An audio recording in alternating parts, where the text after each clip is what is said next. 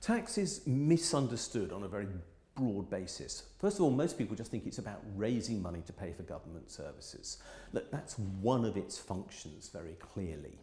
But actually, we have to understand it in a much broader context. Tax is about fundamentally the relationship between government and the people who are governed. And they are two sides of an equation. People have to understand what government is doing with money. Government has to understand what people want to contribute for. And when you look at that relationship, tax is used in many ways. There are at least 5, in my opinion. One is, of course, this revenue raising.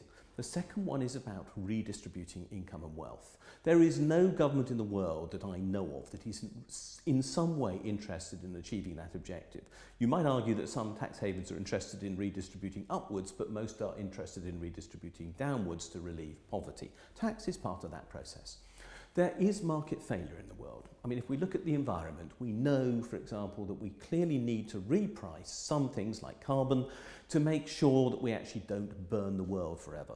So tax is used for repricing market failure.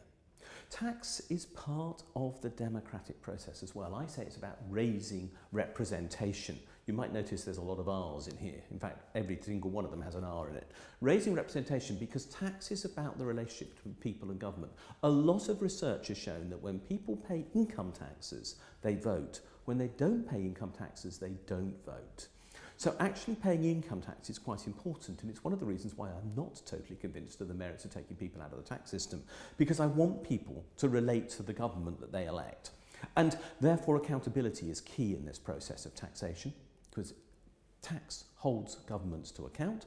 And the final thing that tax does is actually reorganise the economy, and it's widely forgotten when we talk about tax.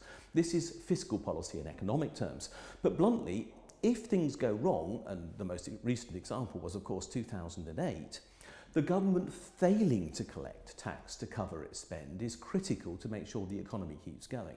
Now, that wasn't a chance that the government ran a deficit in 2008.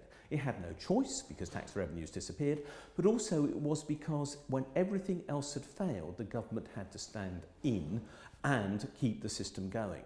Tax revenues, keeping the balance between revenues and spending right, is a fundamental part of the economic system.